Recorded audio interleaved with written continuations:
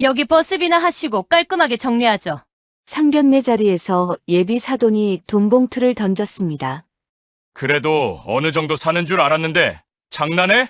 우리 딸, 이런 집안에 시집 못 보내겠어요. 격이 다르잖아, 격이. 예비 사돈의 본성을 확인하는 데에는 5분이면 충분했습니다. 모욕을 당한 그녀의 손이 떨렸습니다. 네, 인연이 아닌 것 같네요. 파혼하죠. 그들은 몰랐습니다. 마을버스를 타고 온 그 여자의 진짜 정체를요. 도대체 상견례장에서 무슨 일이 있었던 걸까요? 초겨울 아침 서울 북쪽 끝자락에 위치한 작은 마을버스 정류장에는 연한 안개가 내려앉아 있었습니다. 오전 7시 20분, 낡은 패딩 점퍼를 입은 한 여성이 정류장 벤치에 앉아 버스를 기다리고 있었지요. 윤명자, 67살. 그녀의 손에는 30년 넘게 들고 다닌 천가방이 들려 있었습니다. 가방 안에는 보온병에 담긴 따뜻한 보리차와 손수 싼 김밥 2줄이 정갈하게 놓여 있었지요. 대한민국 10손가락 안에 드는 식품그룹 한빛의 회장이라는 사실을 아는 사람은 이 한적한 정류장에서는 아무도 없었습니다. 명자는 시계를 한번 내려다보았습니다.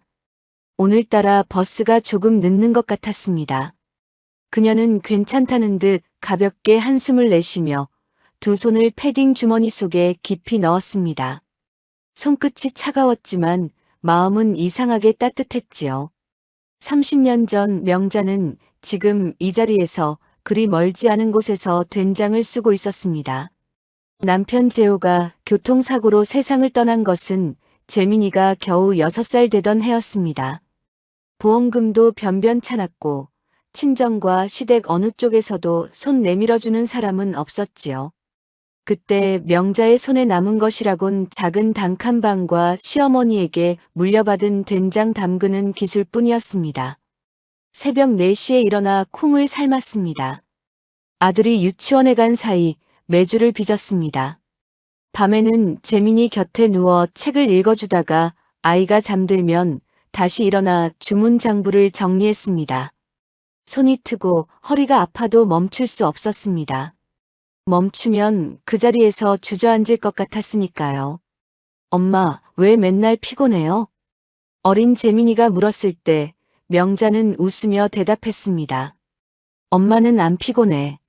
우리 재민이 얼굴 보면 힘이 나거든. 거짓말이었습니다. 하지만 어떤 거짓말은 진심보다 더 큰 힘을 가지고 있었습니다. 아들 앞에서만큼은 약한 모습을 보이고 싶지 않았으니까요. 그렇게 10년이 흘렀습니다. 동네 된장 공장은 어느새 작은 식품회사가 되었습니다. 명자의 된장과 고추장은 입소문을 타고 백화점 식품관에 입점했고 중소기업 지원 사업에 선정되어 공장을 늘릴 수 있었습니다. 그리고 또 10년 한빛식품은 대한민국을 대표하는 식품그룹으로 성장했지요. 사람들은 명자를 서민회장이라고 불렀습니다. 30년 전이나 지금이나 그녀는 마을버스를 타고 다녔습니다. 회장 전용 차량이 대기하고 있어도 명자는 일주일에 서너 번은 버스를 고집했습니다. 창밖으로 스쳐 지나가는 풍경을 보면 초심을 잃지 않을 수 있다고 믿었으니까요. 회장님, 오늘은 제가 모셔다 드릴까요? 30년 비서실장 박순영이 물을 때마다 명자는 고개를 저었습니다. 순영 씨, 나 버스 타면 젊어져. 학생들 보면 기분 좋고 어르신들 보면 내 또래 같고. 순영은 그럴 때마다 씁쓸하게 웃었습니다. 세상 사람들은 회장님의 검소함을 칭송했지만 순영은 알고 있었습니다. 명자가 버스를 타는 이유가 단순한 검소함 때문만은 아니라는 것을요. 그녀는 30년 전 그 시절의 자신을 잊지 않으려 애쓰고 있었습니다. 오늘 명자가 마을버스를 기다리는 이유는 조금 특별했습니다. 외아들 재민의 상견례가 있는 날이었습니다. 재민은 36살 한빛그룹 계열사인 한빛로지스틱스에서 과장으로 일하고 있었습니다. 물론 그가 회장의 아들이라는 사실을 아는 사람은 회사 내에 손에 꼽을 정도였지요. 재민은 대학 졸업 후 어머니 회사가 아닌 다른 곳에서 경력을 쌓고 싶다고 했습니다. 명자는 아들의 뜻을 존중했고 재민은 공개 채용으로 입사해 10년간 묵묵히 실력을 쌓아왔습니다. 일주일 전 재민이 어머니를 찾아왔습니다. 어머니, 결혼하고 싶은 사람이 생겼어요. 명자는 아들의 얼굴을 한참 들여다보았습니다. 재민의 눈가에는 오랫동안 보지 못했던 설렘이 담겨 있었지요. 어머, 우리 아들이 드디어. 어떤 사람이니? 이름은 최수빈이에요. 같은 회사 영업팀에서 일해요. 진짜 좋은 사람이에요, 어머니. 재민은 수빈에 대해 이야기할 때 눈이 반짝거렸습니다. 함께 야근하며 라면을 끓여 먹었던 이야기, 주말에 한강에서 자전거를 탔던 이야기, 비 오는 날 우산 하나로 둘이 뛰어갔던 이야기. 명자는 조용히 듣다가 물었습니다. 그 아가씨는 내가 어떤 사람인지 알고 있니? 재민은 잠시 머뭇거렸습니다. 중소기업에 다니는 평범한 사람이라고만 알고 있어요. 아버지 돌아가시고 어머니가 작은 사업하신다고만 했고요. 왜 숨겼어? 있는 그대로의 저를 봐주는 사람과 결혼하고 싶어서요. 명자는 아들의 손을 꼭 잡았습니다. 그 마음을 어찌 모르겠습니까? 재벌가 아들이라는 타이틀 대신 윤재민이라는 한 사람으로 사랑받고 싶은 마음. 명자 역시 30년간 그런 시선과 싸워왔으니까요. 알았다. 그럼 나도 그냥 평범한 어머니로 가마. 네. 상견례에 수수하게 갈게. 내 뜻대로. 재민은 고개를 숙였습니다. 어머니 감사해요. 그런데 수빈이네 집안이 좀 까다로울 수도 있어요. 아버지가 중견식품회사 대표시거든요. 그래. 어느 회사인데? 청담식품이요. 어머니 회사랑 거래도 하는 것 같던데. 명자는 미간을 살짝 찌푸렸습니다. 청담식품. 이름은 익히 알고 있었습니다. 한빛그룹의 수많은 협력업체 중 하나였지요. 하지만 명자는 내색하지 않았습니다. 알겠다. 내가 알아서 할게. 상견례 전날 밤 명자는 옷장 앞에 오래 서 있었습니다. 화려한 정장들 사이에서 그녀의 손이 멈춘 곳은 10년 넘게 입은 낡은 패딩 점퍼였습니다. 군데군데 보풀이 일어나 있었지만 세탁을 잘해서 깨끗했습니다. 명자는 패딩을 꺼내 침대 위에 올려놓았습니다. 회장님, 설마 그거 입고 가시려고요? 순영이 걱정스러운 목소리로 물었습니다. 왜? 깨끗하잖아. 그래도 상견례인데 첫인상이 중요하지 않겠습니까? 명자는 조용히 웃었습니다. 순영 씨, 사람의 진심을 확인하는데 화려한 포장은 필요 없어. 오히려 포장이 없어야 진짜가 보이는 법이지. 순영은 더 이상 말리지 않았습니다. 30년간 곁에서 지켜본 회장님이었습니다. 한번 결심하면 굽히는 법이 없다는 걸 누구보다 잘 알고 있었으니까요. 그리고 아침이 밝았습니다. 마을버스가 모퉁이를 돌아 천천히 다가오고 있었습니다. 초록색 작은 버스는 덜컹거리며 정류장에 멈춰 섰지요. 문이 열리자 따뜻한 공기가 밖으로 새어나왔습니다. 명자는 천천히 버스에 올랐습니다. 어머, 할머니 오늘도 나오셨네요. 단골 기사가 반갑게 인사했습니다. 명자는 미소를 지으며 카드를 찍었습니다. 김 기사님, 오늘 날씨가 많이 춥지요? 그러게요. 올 겨울 첫 한파래요. 따뜻하게 입으셨으니 다행이네요. 명자는 가볍게 고개를 끄덕이며 뒷좌석으로 걸어갔습니다. 창가 자리에 앉아 창밖을 바라보았지요. 흐릿한 유리창 너머로 회색빛 서울이 펼쳐졌습니다. 버스가 출발했습니다. 덜컹거리는 버스 안에서 명자는 눈을 감았습니다. 30년 전 새벽 첫 차를 타고 시장에 나갔던 기억이 떠올랐습니다. 그때도 이렇게 추운 겨울이었지요. 손이 꽁꽁 얼어붙어도 무거운 된장 항아리를 들고 버스에 올랐던 그 시절. 지금 이 버스가 향하는 곳은 강남의 특급 호텔이었습니다. 명자의 입가에 알 수 없는 미소가 번졌습니다. 오늘 만날 사람들은 어떤 사람들일까요? 아들의 선택을 믿고 싶었지만 마음 한편에는 작은 불안이 자리 잡고 있었습니다. 하지만 그 불안마저도 명자는 담담하게 받아들였습니다. 사람의 진심은 결국 드러나는 법이니까요. 창밖으로 첫눈이 흩날리기 시작했습니다. 가볍고 작은 눈송이들이 회색 하늘에서 춤을 추며 내려왔지요. 명자는 패딩 주머니 속에서 손수건을 꺼내 창문이 서린 김을 닦았습니다. 그리고 다시 창밖을 바라보았습니다. 서울의 풍경이 빠르게 스쳐 지나갔습니다. 마을버스는 작은 언덕을 넘어 큰 도로로 접어들었습니다. 명자는 조용히 앉아 흔들리는 버스의 리듬에 몸을 맡겼습니다. 손에 쥔 청가방 끈이 손바닥에 깊이 파고들었지만 그녀는 놓지 않았습니다. 오늘 이 손에 쥔 것은 30년의 시간이었습니다.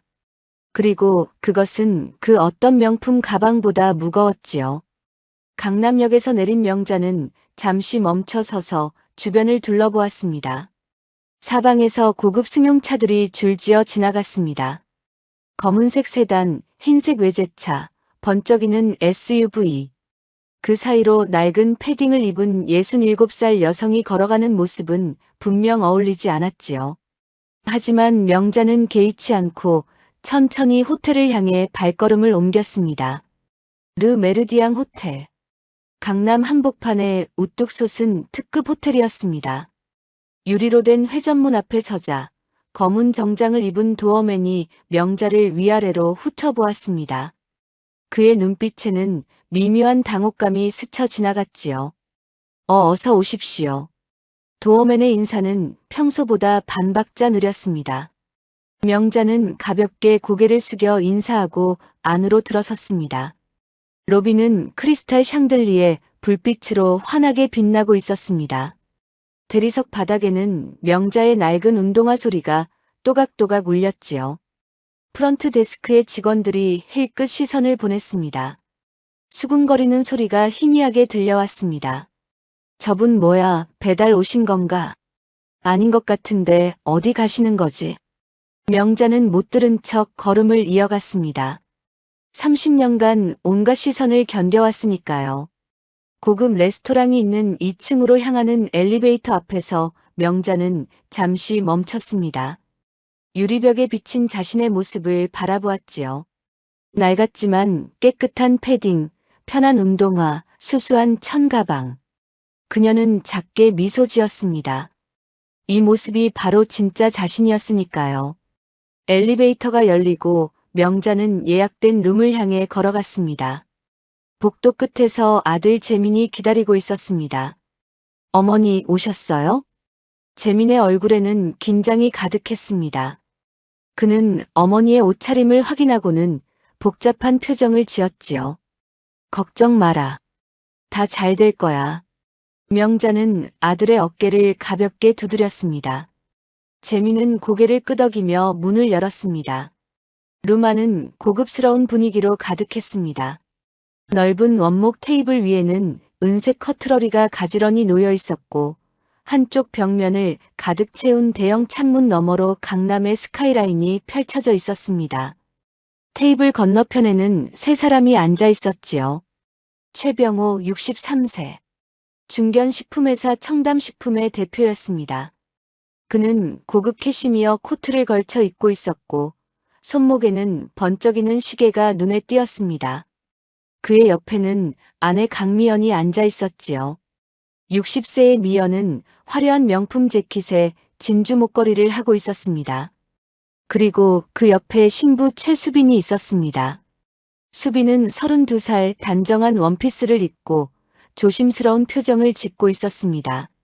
재민을 바라보는 그녀의 눈빛에는 애정이 담겨 있었지만 동시에 불안감도 엿보였지요.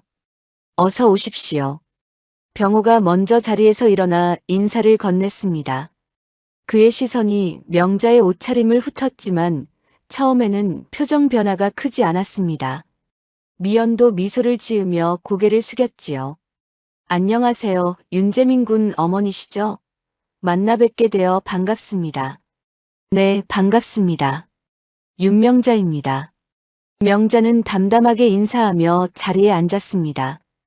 재민은 어머니 옆에 앉으며 수빈과 눈을 마주쳤습니다. 수빈은 작게 미소 지었지만 그 미소에는 어딘가 걱정이 묻어 있었지요. 멀리서 오셨어요? 미연이 물었습니다. 그녀의 목소리는 부드러웠지만 어딘가 탐색하는 듯한 뉘앙스가 느껴졌습니다. 네, 북쪽에서 왔어요. 북쪽이요? 강북 쪽이신가요? 네, 거기서 마을버스 타고 왔습니다. 그 순간 공기가 달라졌습니다. 병호의 눈빛이 미묘하게 변했습니다. 그가 커피잔을 내려놓는 손에 살짝 힘이 들어갔지요. 미연은 입꼬리를 올리고 있었지만 그 미소가 굳어버렸습니다. 마을버스요? 미연이 되물었습니다. 마치 잘못 들은 것처럼요. 네. 마을버스가 편해서 자주 이용해요. 명자는 담담하게 대답했습니다. 하지만 그 한마디가 테이블 위의 분위기를 완전히 바꿔놓았습니다.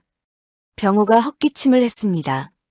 미연은 한숨을 내쉬며 명자를 다시 한번 위아래로 훑어보았지요.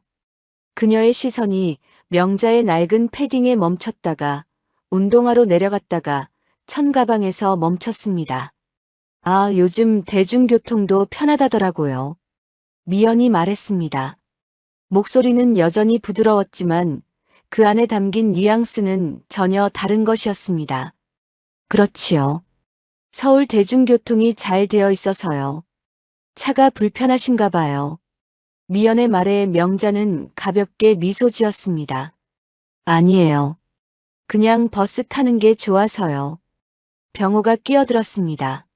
하하, 저희 집사람은 대중교통을 잘 안 타서요. 제가 기사를 한 명 두고 있거든요. 아무래도 사업하다 보니 시간이 중요해서. 그의 말에는 은근한 자랑이 묻어 있었습니다. 명자는 고개를 끄덕이며 대꾸하지 않았지요. 음식이 나오기 시작했습니다. 고급 한정식 코스였습니다. 전체 요리가 테이블 위에 가지런히 놓였지만 어색한 분위기 탓에 아무도 먼저 수저를 들지 않았습니다. 그런데 병호가 입을 열었습니다. 그의 눈빛이 날카로워졌지요. 재민군은 어느 회사에 다니신다고 했죠? 한빛로지스틱스요. 물류회사입니다. 재민이 대답했습니다. 아, 한빛그룹 계열사. 거기 꽤 큰 회사 아닙니까? 네, 나름 규모가 있는 편이에요. 그럼 직급은요? 과장입니다. 병호의 눈썹이 살짝 움직였습니다. 36의 과장. 나쁘지는 않지만 대단히 좋지도 않은 직급이었지요. 과장이시구나. 연봉은 얼마나 되나? 그건. 재민이 머뭇거렸습니다. 옆에서 수빈이 작은 목소리로 아버지를 말렸습니다. 아빠, 그런 건 나중에 물어봐도. 아니, 결혼하려면 당연히 알아야지. 내 딸 먹여 살릴 능력이 되는지 확인해야 하잖아. 병호의 목소리가 높아졌습니다. 미연이 남편의 팔을 살짝 잡았지만 병호는 개의치 않았습니다.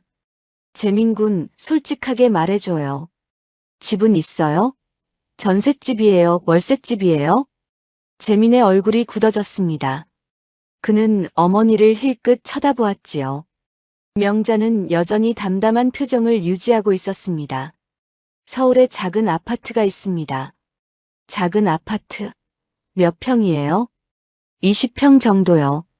아, 20평. 병호가 고개를 끄덕였습니다. 그의 표정에는 실망이 역력했지요. 미연이 명자에게로 시선을 돌렸습니다. 어머님은 무슨 일 하세요? 작은 사업을 하고 있어요. 아, 그래요? 어떤 사업이세요? 식품 쪽이에요. 식품이요? 미연의 눈이 번쩍 빛났습니다. 같은 업종이라는 생각에 무언가를 가늠하려는 듯 했지요. 규모가 어느 정도 되세요? 그냥 작은 규모예요. 명자는 미소를 지으며 대답했습니다. 미연은 그 대답에 만족하지 않은 듯 다시 물었습니다. 실례지만 연금 받고 계세요? 그 질문에 재민의 얼굴이 붉어졌습니다. 그는 참지 못하고 입을 열었습니다. 아버님, 어머님. 저희 어머니 노후 걱정은 안 하셔도 됩니다. 아니, 그래도 확인은 해야지. 나중에 부양 문제가 생기면 곤란하잖아. 미연의 말이었습니다. 그녀는 명자를 똑바로 쳐다보며 말을 이었지요. 솔직히 말씀드릴게요. 저희가 나중에 부양해야 하는 건 아니죠. 사돈 어른을 모시는 것도 요즘은 쉬운 일이 아니라서요. 명자의 눈빛이 잠깐 흔들렸습니다. 30년간 혼자 아들을 키우며 맨손으로 회사를 일궈왔습니다. 새벽마다 콩을 삶고 밤마다 장부를 정리하며 단 한 번도 남에게 손 내민 적 없이 살아왔지요. 그런 그녀에게 부양이라는 단어가 던져진 것이었습니다. 하지만 명자는 금세 표정을 추스렸습니다. 걱정 마세요. 제 노후는 제가 준비했으니까요. 아, 그래요? 다행이네요. 미연은 안심한 듯 고개를 끄덕였습니다. 하지만 그 고개 끄덕임에는 여전히 의심이 묻어 있었지요. 병호가 다시 입을 열었습니다. 그런데 정말 마을버스 타고 오신 거예요? 택시라도 타시지. 버스가 편해서요. 아니, 요즘 누가 마을버스를 타요? 카카오 택시도 있고 다 스마트폰으로 부르면 되는데. 병호의 목소리에는 이해할 수 없다는 뉘앙스가 가득했습니다. 명자는 웃으며 대답했습니다. 30년째 버스 타고 다녔더니 익숙해져서요. 30년째요? 미연이 눈을 동그랗게 떴습니다. 그녀의 얼굴에는 30년째 버스만 탄 사람에 대한 선입견이 그대로 드러나 있었지요. 수빈이 조심스럽게 끼어들었습니다. 어머니, 아버지. 재민 씨 어머니께서 버스 타시는 건 개인 취향이시잖아요. 그게 뭐 중요한 거예요? 수빈아, 넌 아직 몰라. 집안 수준이라는 게 있어. 병호가 딸을 향해 단호하게 말했습니다. 수빈은 입술을 꽉 깨물며 고개를 숙였지요. 재민이 수빈의 손을 살며시 잡았습니다. 분위기가 점점 무거워졌습니다. 음식은 테이블 위에 그대로 놓여 있었고 아무도 제대로 먹지 못했습니다. 명자는 조용히 물을 한 모금 마셨지요. 그녀의 손은 여전히 차분했지만 마음 한편에서는 무언가가 조여오고 있었습니다. 그때였습니다. 룸문이 갑자기 벌컥 열렸습니다. 아, 여기였네. 술 냄새를 풍기며 한 남자가 들어왔습니다. 38쯤 되어 보이는 그는 머리가 헝클어져 있었고 눈이 충혈되어 있었지요. 최정훈. 수빈의 오빠였습니다. 정훈아, 너 왜 여기 와? 병호가 당황한 목소리로 물었습니다. 아버지, 제가 동생 남편감은 검증해야죠. 우리 집안의 장남인데. 정훈은 비틀거리며 테이블 앞으로 다가왔습니다. 그의 시선이 명자에게 멈췄습니다. 이분이 사돈이세요?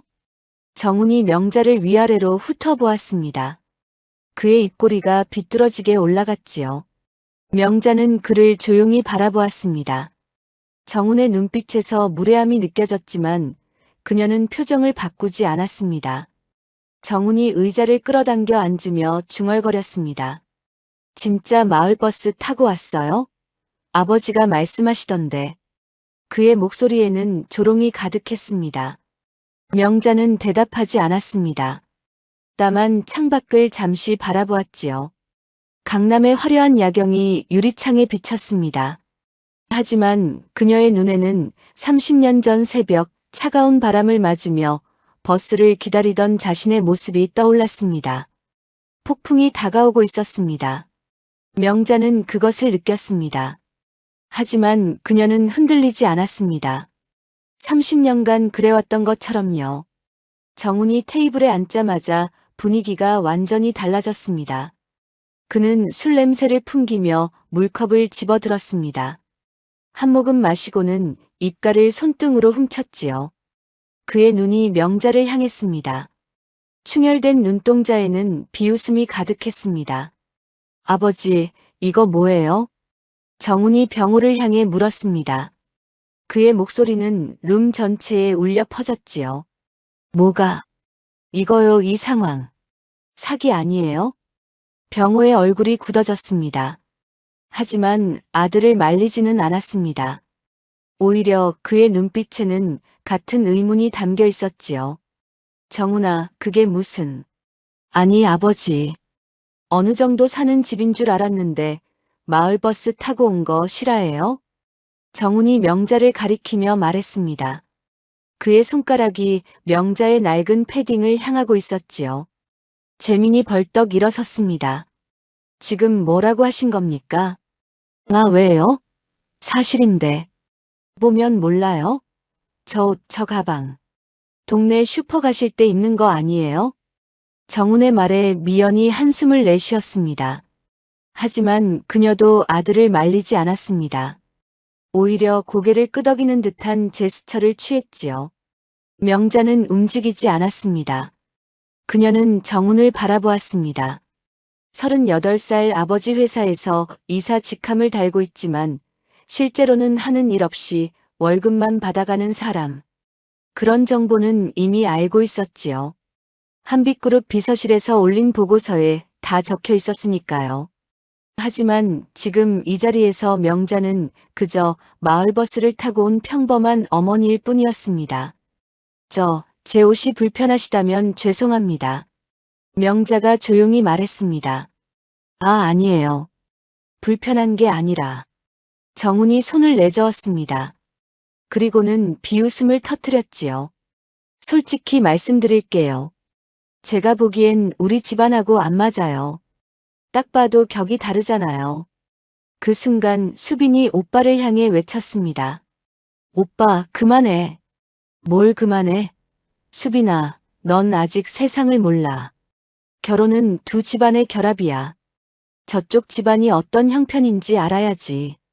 정훈의 말에 병호가 끼어들었습니다. 정훈이 말이 틀린 건 아니야. 병호가 재민을 똑바로 쳐다보았습니다. 그의 눈빛은 차가웠지요. 재민군, 아까 말이 좀 끊겼는데. 솔직히 말해요. 재산이 얼마나 돼요? 재민의 주먹이 테이블 아래에서 꽉 쥐어졌습니다. 그게 지금 중요한 건가요? 중요하지. 내 딸 먹여 살릴 능력이 되는지 확인해야 하잖아. 재민은 대답하지 못했습니다. 그의 얼굴이 붉어졌다가 창백해졌다가 다시 붉어졌지요. 정훈이 테이블 위의 음식을 손가락으로 툭툭 치며 말했습니다. 아버지, 그냥 물어봐서 뭐해요? 딱 보면 알잖아요. 그가 명자의 청가방을 턱으로 가리켰습니다. 저 가방이 얼마짜리겠어요? 10,000원? 20,000원? 정훈 씨. 재민이 소리쳤습니다. 그의 목소리가 떨리고 있었지요. 왜요? 틀린 말이에요?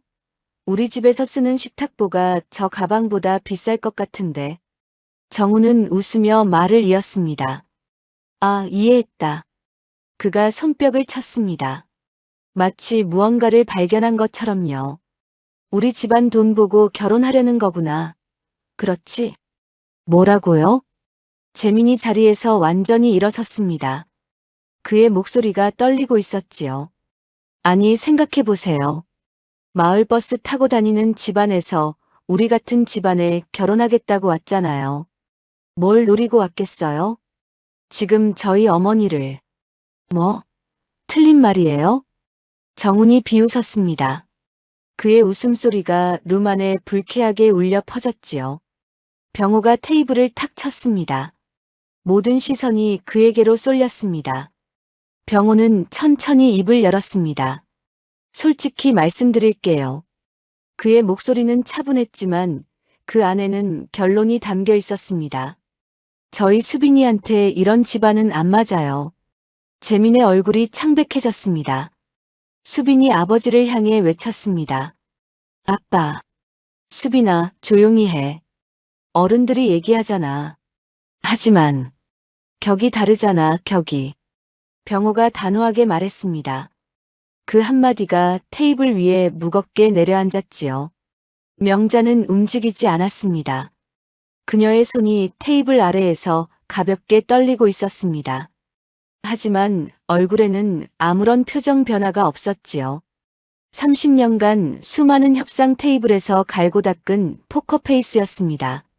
그때 미연이 가방에서 무언가를 꺼냈습니다. 흰 봉투였습니다. 미연이 봉투를 테이블 위에 밀어놓았습니다. 명자의 앞으로요. 이게 뭡니까? 재민이 물었습니다. 그의 목소리에는 분노가 끓어오르고 있었지요. 오늘 버스비하고 밥값이에요. 미연이 담담하게 말했습니다. 받으시고 깔끔하게 정리하죠. 서로 시간 낭비하지 말고. 그 순간 시간이 멈춘 것 같았습니다. 재민의 얼굴이 새빨갛게 달아올랐습니다. 그는 테이블 위에 봉투를 응시했습니다. 손이 부들부들 떨리고 있었지요.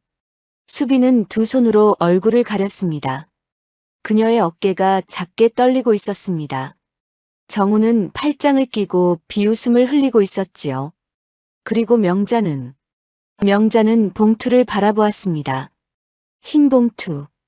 그 안에는 아마 몇 장의 지폐가 들어있겠지요. 버스비와 밥값이라고 했으니 아마 10만 원 정도. 그녀를 모욕하기 위한 돈이었습니다. 명자의 머릿속에 30년 전의 기억이 스쳐 지나갔습니다. 남편이 떠난 후 시댁 어른들이 건넨 봉투가 떠올랐지요. 앞으로 알아서 살아라라는 말과 함께 던져진 50만 원.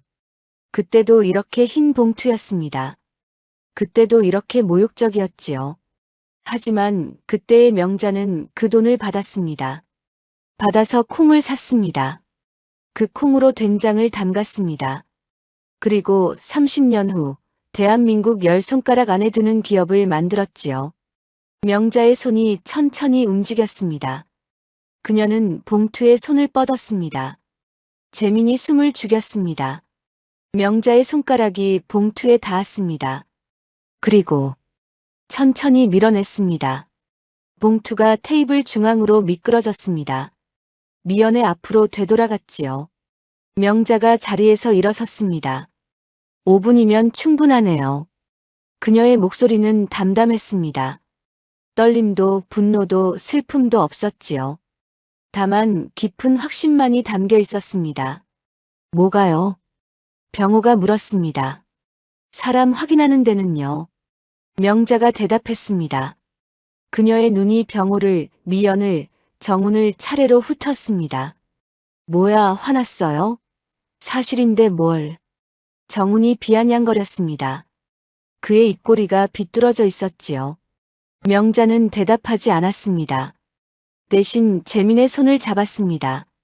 아들의 손이 차갑게 떨리고 있었습니다. 인연이 아니었습니다. 명자가 말했습니다. 뭐? 인연이 아니었다고요. 파혼하죠. 명자는 고개를 숙여 인사했습니다. 짧지만 정중한 인사였지요. 시간 내주셔서 감사합니다. 먼저 일어나겠습니다. 그리고 재민의 손을 잡은 채 문을 향해 걸어갔습니다. 어머니. 재민의 목소리가 떨렸습니다. 뒤에서 수빈이 재민 씨 라고 부르는 소리가 들렸지요. 하지만 명자는 멈추지 않았습니다. 문을 열고 복도로 나왔습니다. 뒤에서 정훈의 목소리가 들려왔습니다. 뭐야, 진짜 가네. 자존심은 있네. 미연의 목소리도 들렸습니다. 그러게 괜히 서로 시간 낭비했네. 문이 닫혔습니다. 복도는 조용했습니다. 고급 카펫이 깔린 바닥 위로 두 사람의 발소리만 울렸지요. 명자는 걸음을 멈추지 않았습니다. 엘리베이터를 향해 걸어갔습니다. 재민은 말없이 어머니를 따랐지요. 엘리베이터 앞에 섰습니다. 버튼을 누르고 기다렸습니다. 위층에서 엘리베이터가 내려오고 있었습니다. 어머니. 재민이 작게 불렀습니다. 응. 저 죄송해요. 명자는 아들을 바라보았습니다. 재민의 눈가가 붉어져 있었습니다. 36살의 아들이 어린아이처럼 울음을 참고 있었지요. 왜 내가 미안해. 제가 괜히 어머니를 이런데 모시고 와서. 재민아. 명자가 아들의 손을 꼭 잡았습니다. 내 잘못 아니야. 엘리베이터가 도착했습니다. 문이 열렸지요. 두 사람이 안으로 들어섰습니다. 문이 닫히고 엘리베이터가 아래로 내려가기 시작했습니다. 명자는 유리벽에 비친 자신의 모습을 바라보았습니다. 낡은 패딩, 편한 운동화, 수수한 천가방. 그 모습이 초라해 보이지 않았습니다. 오히려 30년 전 콩을 삶던 자신의 모습과 겹쳐 보였지요. 그때도 사람들은 그녀를 무시했습니다. 남편도 없이 아이를 키우는 여자, 작은 공장에서 된장이나 담그는 여자. 하지만 그녀는 멈추지 않았습니다. 그리고 여기까지 왔지요. 명자의 입가에 알 수 없는 미소가 번졌습니다. 30년 전이나 지금이나 사람의 본성은 결국 드러나는 법이었습니다. 엘리베이터 문이 열렸습니다. 로비를 가로질러 회전문을 나섰습니다. 차가운 밤 공기가 얼굴을 스쳤습니다. 첫눈이 여전히 흩날리고 있었지요. 어머니, 택시 부를까요? 재민이 물었습니다. 명자는 고개를 저었습니다. 아니, 버스 타고 가자. 네. 버스가 좋아. 오늘 같은 날은. 명자는 버스 정류장을 향해 걸어갔습니다. 재민은 말없이 어머니를 따랐지요. 정류장에 서서 버스를 기다렸습니다. 차가운 바람이 불었지만 명자는 패딩 주머니에 손을 넣고 묵묵히 서 있었습니다. 아들의 손을 잡은 채로요. 저 멀리서 마을버스의 불빛이 보였습니다.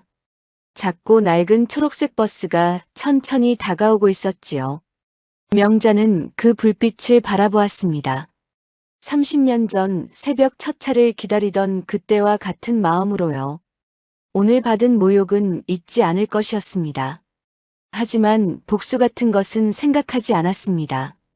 그럴 필요가 없었으니까요. 세상은 결국 제자리를 찾는 법이었습니다. 버스가 정류장에 멈췄습니다. 문이 열리고 따뜻한 공기가 밖으로 새어나왔습니다. 명자는 아들의 손을 잡고 버스에 올랐지요. 카드를 찍는 소리가 2번 울렸습니다. 뒷좌석에 앉아 창밖을 바라보았습니다. 눈이 점점 굵어지고 있었습니다. 명자는 조용히 눈을 감았습니다. 오늘은 긴 하루였습니다. 하지만 아직 끝나지 않았지요. 아니, 어쩌면 무언가가 이제 막 시작되려 하고 있었습니다. 상견례가 끝난 다음 날 저녁, 정우는 자신의 SNS에 글을 올렸습니다. 키읔키읔키읔 돈 없는 놈이 우리 집에 빌붙으려고 하네. 마을버스 타고 온 거 실화임? 격이 다르면 알아서 물러나야지. 글 아래에는 웃는 이모티콘이 줄줄이 달려 있었지요. 정우는 자신의 글이 재미있다고 생각했습니다. 친구들이 좋아요를 누르고 댓글로 동조해 줄 거라 믿었지요. 그의 예상은 반쯤 맞았습니다. 처음에는 정훈의 친구들이 댓글을 달았습니다. 키읔키읔키읔 대박, 요즘 그런 사람 많음, 잘 걸러냈네 같은 말들이었지요. 정훈은 흐뭇하게 화면을 내리며 맥주를 마셨습니다. 하지만 이틀이 지나자 상황이 달라지기 시작했습니다. 글이 여러 커뮤니티로 퍼져나갔습니다. 처음에는 요즘 젊은 놈들 수준이라며 정훈을 비난하는 댓글이 달렸지요. 그 다음에는 저 집안이 어딘지 궁금하다는 댓글이 올라왔습니다. 정훈은 대수롭지 않게 여겼습니다. 그는 자신이 청담식품 대표의 아들이라는 사실이 알려져도 괜찮다고 생각했지요. 오히려 자랑스러워하기까지 했습니다. 아버지 회사가 얼마나 잘 나가는데요. 일주일이 흘렀습니다. 재민은 회사에서 점점 따가운 시선을 느끼고 있었습니다. 처음에는 무슨 일인지 몰랐습니다. 동료들이 복도에서 그를 보면 수군거렸고 점심시간에 함께 밥을 먹자는 사람이 줄었지요. 재민은 이상하다고 생각하면서도 애써 무시했습니다. 그러던 어느 날 후배 직원이 조심스럽게 다가왔습니다. 과장님, 혹시 이거 보셨어요? 후배가 건넨 휴대폰 화면에는 정훈의 SNS 글이 떠 있었습니다. 재민의 얼굴이 굳어졌지요. 이게 과장님 얘기 맞죠? 인터넷에 엄청 퍼졌어요. 재민은 아무 말도 하지 못했습니다. 그날 밤 재민은 어머니에게 전화하지 않았습니다. 걱정을 끼치고 싶지 않았으니까요. 그는 혼자 방에 앉아 천장을 바라보았습니다. 모욕당한 것은 자신이 아니라 어머니였는데 정작 상처받은 것은 자신인 것 같아서 부끄러웠지요. 다음 날도 그 다음 날도 재민은 묵묵히 출근했습니다. 해명도 하지 않았습니다. 변명도 하지 않았지요. 그저 맡은 일을 했습니다. 어머니가 30년간 그래왔던 것처럼요. 그렇게 2주가 흘렀습니다. 한빛그룹 본사 대회의실. 분기별 정기협력업체 회의가 열리는 날이었습니다. 대회의실에는 한빛그룹과 거래하는 수십 개 중소기업 대표들이 모여 있었지요. 그들은 저마다 깔끔한 정장을 입고 긴장한 표정으로 앉아 있었습니다. 최병호도 그 자리에 있었습니다.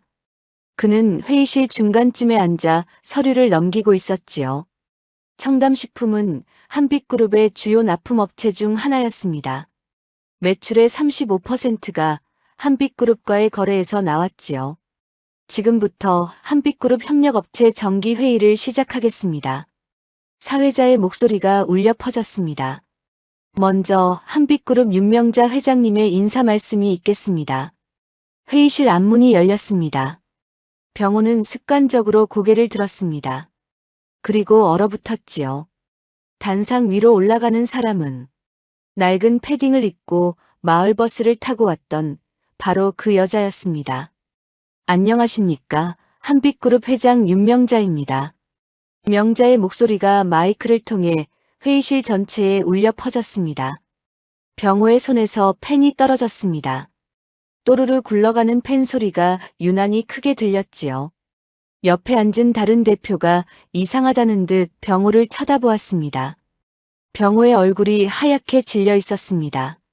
명자는 단상 위에서 차분하게 인사말을 이어갔습니다.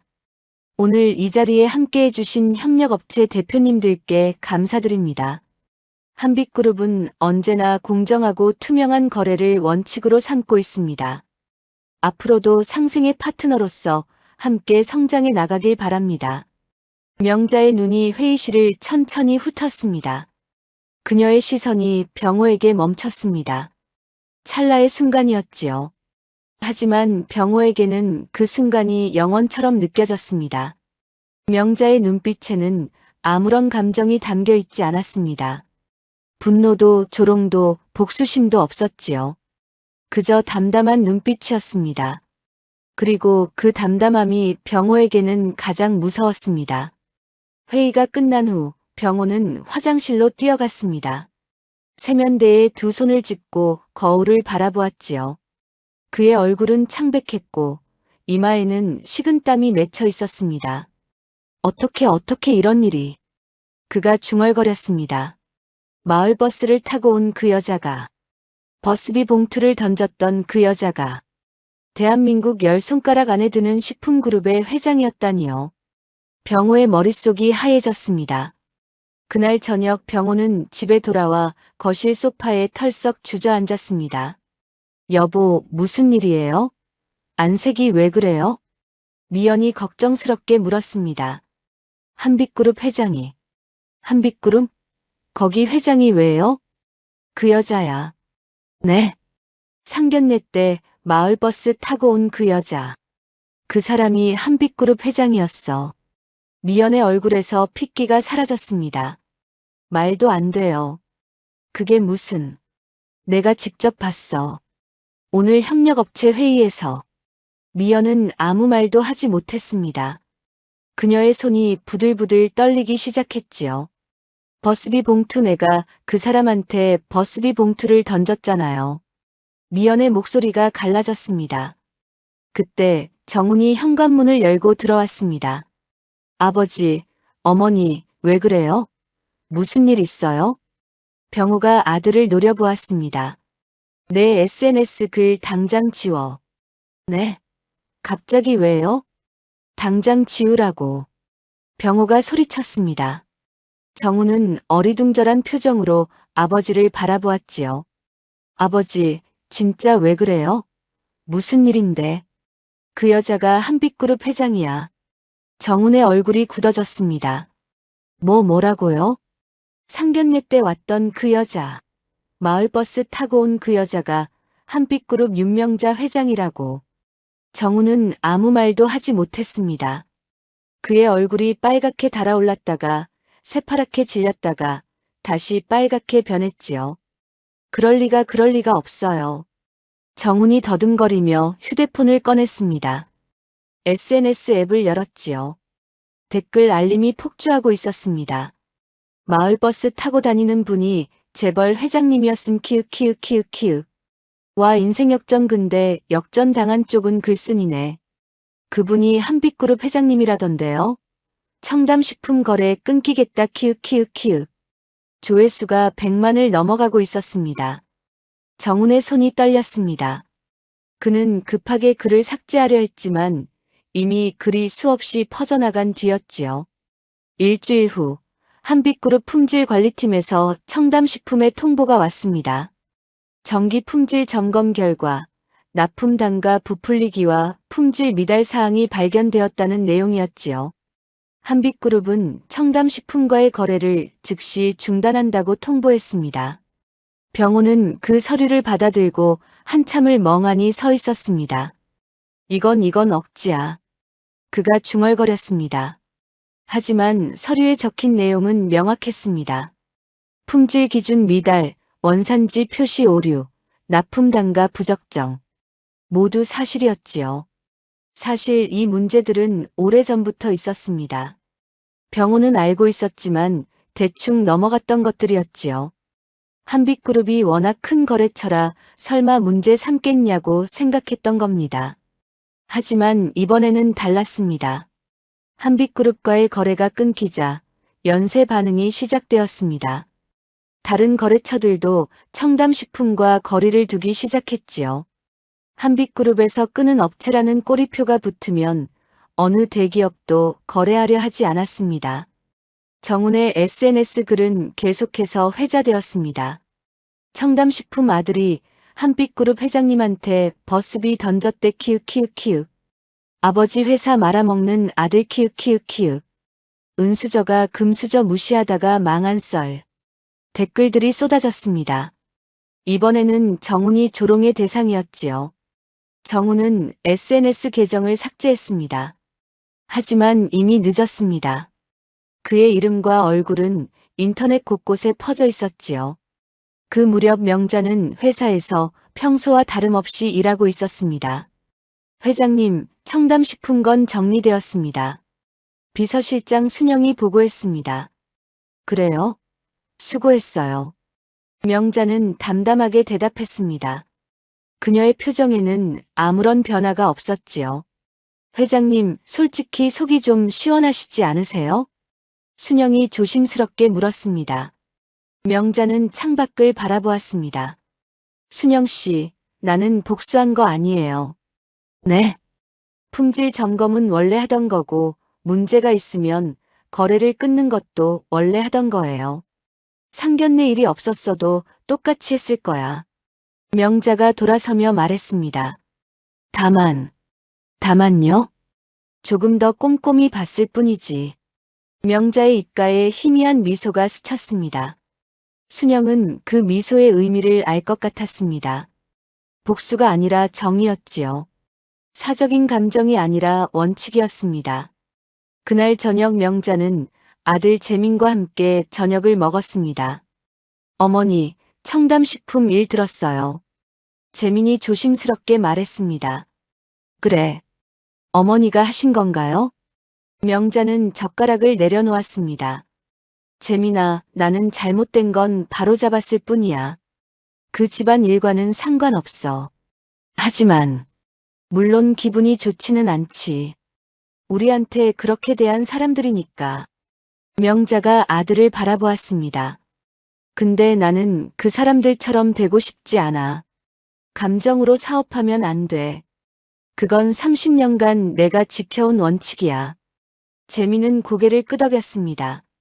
어머니가 어떤 사람인지 그는 누구보다 잘 알고 있었습니다. 명자가 아들의 손을 잡았습니다. 재민아, 세상은 결국 제자리를 찾아. 억지로 복수하지 않아도 거짓은 스스로 무너지는 법이야. 재민은 어머니의 손을 꼭 잡았습니다. 창밖으로 노을이 지고 있었습니다. 붉은 빛이 하늘을 물들이고 서서히 어둠이 내려오고 있었지요. 하지만 그 어둠 속에서도 별빛은 반드시 떠오르는 법이었습니다. 명자는 알고 있었습니다. 끝난 것처럼 보이는 일들도 사실은 새로운 시작일 수 있다는 것을요. 청담식품이 흔들리기 시작한 지 한 달이 지났습니다.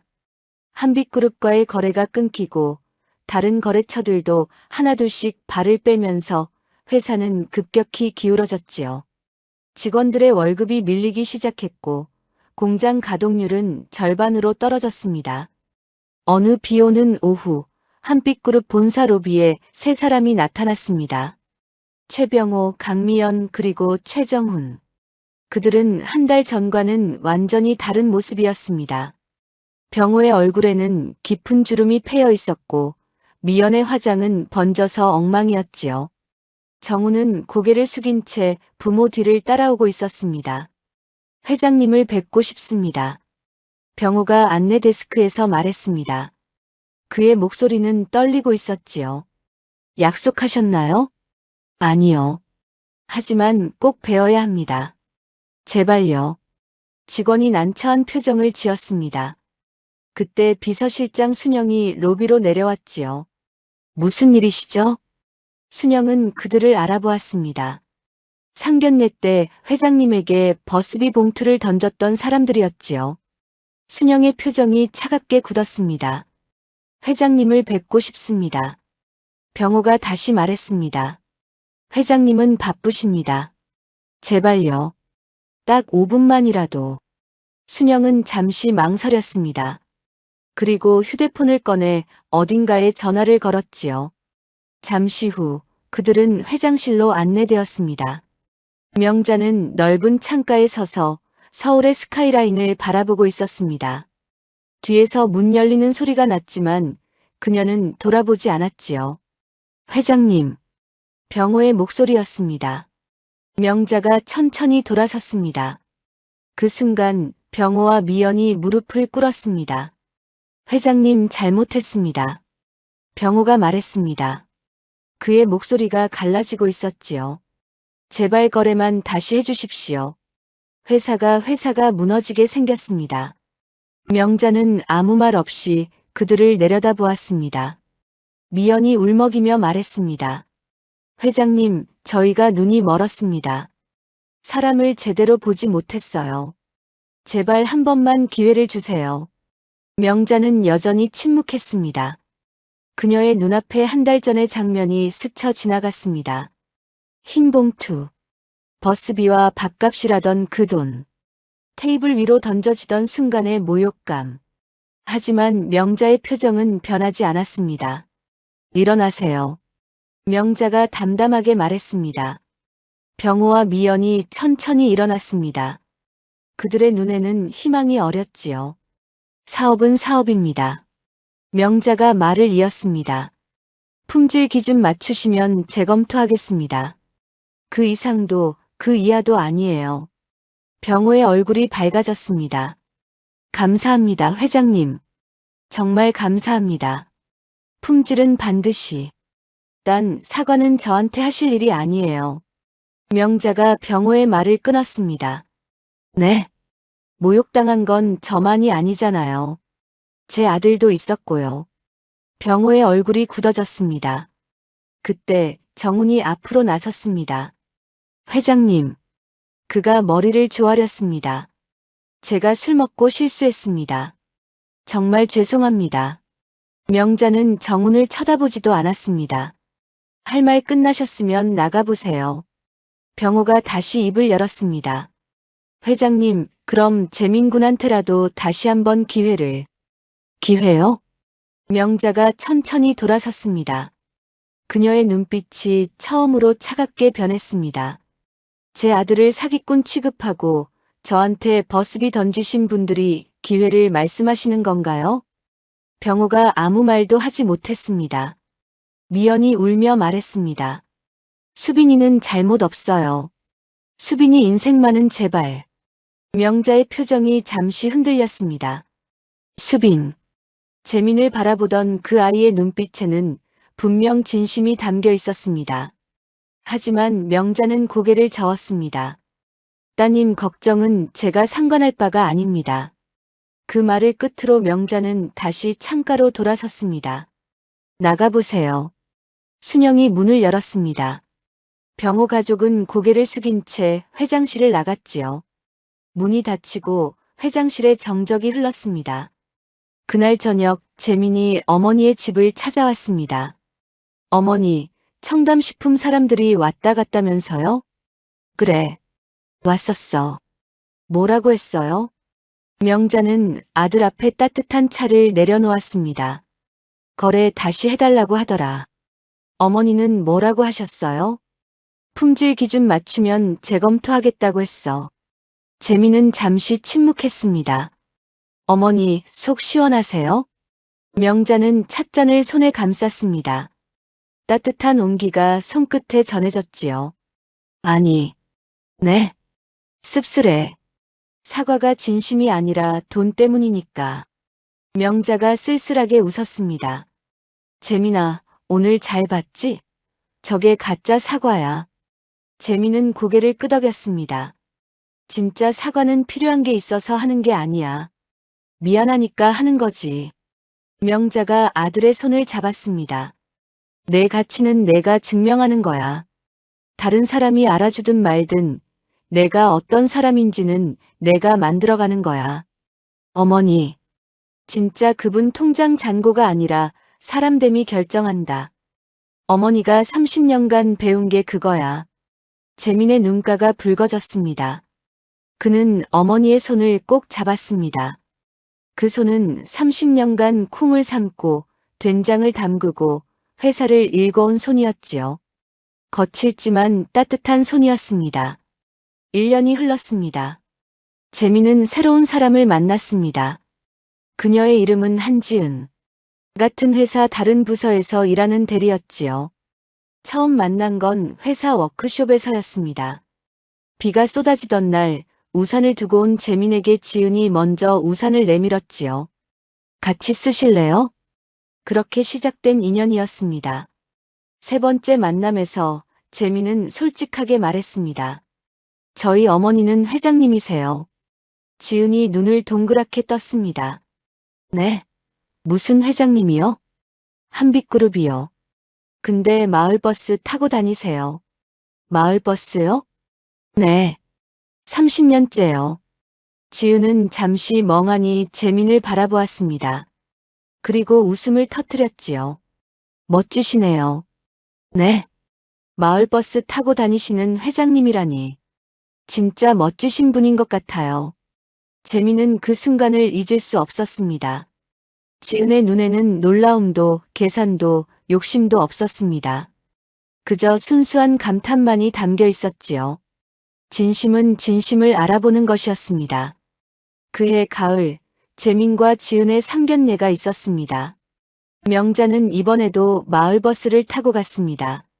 낡은 패딩 대신 깨끗한 외투를 입었지만 손에는 여전히 30년 된 천 가방이 들려 있었지요. 지은의 부모는 소박한 사람들이었습니다. 아버지는 퇴직한 교사였고 어머니는 평생 가정주부로 살아온 분이었지요. 작은 아파트에서 검소하게 살고 있었습니다. 어머님 멀리서 오셨는데 마을버스 타고 오셨다면서요? 지은의 어머니가 물었습니다. 네, 버스가 편해서요. 저도 버스 좋아해요. 창밖 구경하는 재미가 있잖아요. 두 어머니는 웃으며 대화를 나눴습니다. 재벌 회장과 평범한 가정주부 사이에 어떤 벽도 없었지요. 저녁 식사가 끝나고 지은의 아버지가 명자에게 말했습니다. 회장님, 저희 딸 잘 부탁드립니다. 사돈, 저한테 존칭 안 하셔도 돼요. 그냥 사돈끼리 편하게 지내요. 명자가 미소 지으며 말했습니다. 우리 재민이가 좋은 사람 만나서 다행이에요. 지은 씨 눈빛을 보면 알 수 있어요. 진심인 게. 지은의 어머니가 명자의 손을 잡았습니다. 저희야말로 감사해요. 재민 씨 같은 좋은 사람은 처음 봤어요.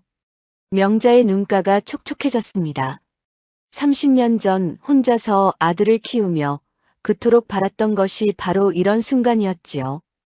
아들이 진심으로 사랑받는 모습, 있는 그대로의 모습으로 인정받는 순간. 그날 밤 집으로 돌아가는 마을버스 안에서 명자는 창밖을 바라보았습니다. 서울의 야경이 반짝이고 있었습니다. 30년 전에도 이 버스를 탔지요. 그때는 새벽 첫 차였고 손에는 된장 항아리가 들려 있었습니다. 지금은 저녁 막차이고 손에는 청가방이 들려 있었지요. 많은 것이 변했지만 변하지 않은 것도 있었습니다. 버스의 덜컹거리는 리듬, 창밖으로 스쳐 지나가는 풍경, 그리고 한 걸음씩 앞으로 나아가는 살. 명자는 눈을 감았습니다. 30년 전 남편을 잃고 혼자 남겨졌을 때 모든 것이 끝난 것 같았지요. 하지만 끝이 아니었습니다. 시작이었습니다. 콩을 삶았고 된장을 담갔고 회사를 세웠습니다. 아들을 키웠고 직원들을 먹여 살렸고 여기까지 왔지요. 화려한 것은 하나도 없었습니다. 그저 매일 한 걸음씩 묵묵히 걸어왔을 뿐이었지요. 버스가 정류장에 멈췄습니다. 명자가 내렸습니다. 초겨울 바람이 차가웠지만 마음은 따뜻했지요. 집으로 걸어가는 길에 명자는 중얼거렸습니다. 그래, 이게 내 인생이지. 마을버스를 타는 회장. 30년 전이나 지금이나 그녀는 여전히 같은 사람이었습니다. 낡은 패딩을 입어도 고급 정장을 입어도 달라지는 것은 없었지요. 사람의 가치는 겉모습이 아니라 마음이 결정하는 것이니까요. 명자는 하늘을 올려다보았습니다. 별이 반짝이고 있었습니다. 30년 전 새벽 첫 차를 기다리며 바라보던 그 별과 같은 별이었지요. 그녀는 미소 지었습니다. 내일도 마을버스는 달릴 것이고 그녀는 그 버스에 오를 것입니다. 30년 전 된장 공장에서 시작했던 그때와 같은 마음으로 오늘도 내일도 그렇게 살아갈 것입니다. 오늘 이야기가 여러분 마음에 어떻게 남았나요? 댓글로 여러분의 따뜻한 이야기를 나눠주세요. 구독과 좋아요도 눌러주시면 오늘 하루 여러분에게도 행운이 깃들 거예요. 끝까지 들어주셔서 감사합니다.